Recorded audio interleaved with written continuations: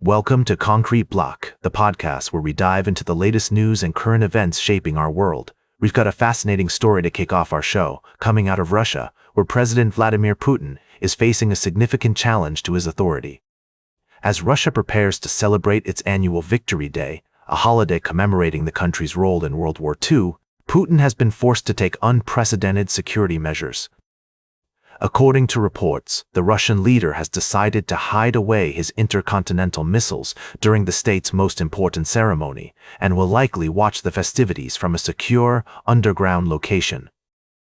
This move is seen as a significant concession by Putin, who has long presented himself as a strong and powerful leader. But with Ukraine launching increasingly bold attacks on Russian territory, including airstrikes on military targets, Putin's grip on power appears to be slipping. The Ukrainian military has undergone a remarkable transformation since 2022 and is now recognized as a major military force in Europe. The Atlantic Council's defense scholar, Peter Dickinson, notes that Ukraine's strengthening armed forces, which are nearly 1 million strong, make it an attractive security partner on the global stage. Dickinson forecasts that Ukraine could become a leading protector of Europe and the spearhead of a collective defense against an expansionist Russia in times ahead.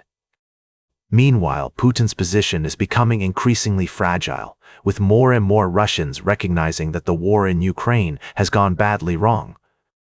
The Russian leader is aware that big changes in Russian history have typically come following military defeats, and he may be concerned that his own fate could be sealed if the war continues to falter.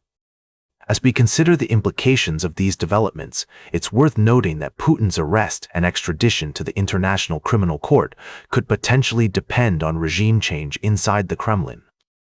While this may seem like a distant possibility, history has shown us that even the most powerful leaders can fall from grace when their people turn against them.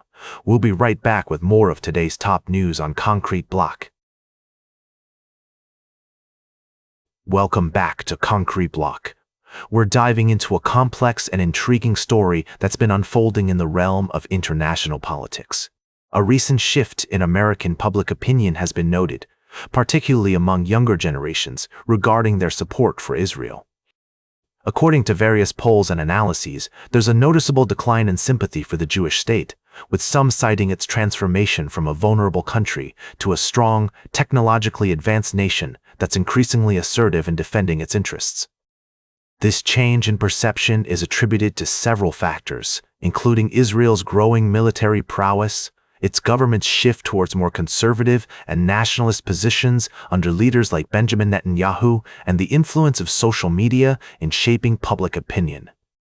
The role of demographics also plays a part, with Arab Americans identifying more with the Democratic Party and contributing to its evolving stance on Middle Eastern issues. It's essential to acknowledge that this trend doesn't necessarily translate to immediate changes in U.S. policy or a unified political front against Israel.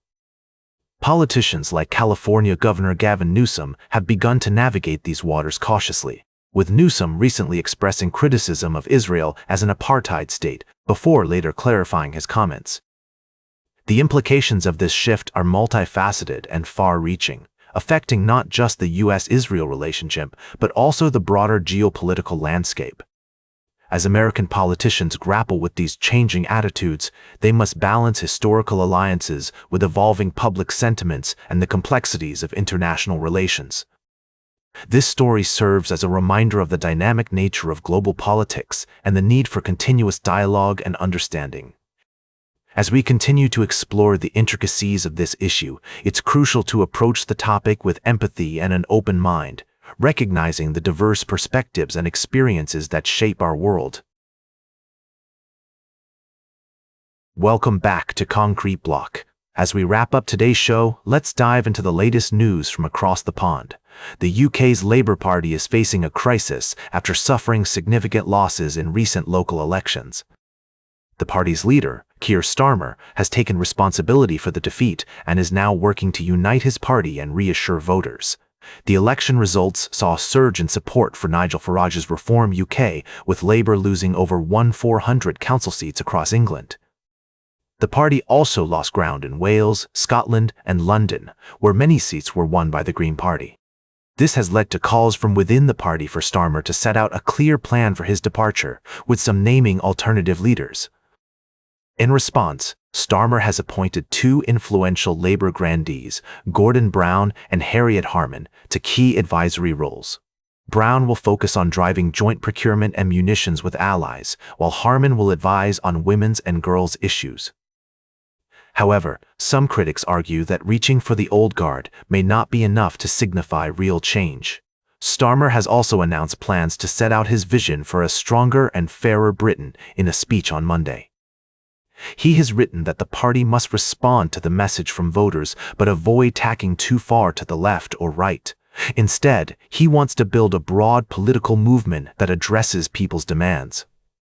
As the Labour Party navigates this challenging time, it remains to be seen whether Starmer's efforts will be enough to restore voter confidence. One thing is certain, though, the party faces a long and difficult road ahead. That's all for today's Concrete Block. Remember to like, share, and subscribe, and until next time, stay informed.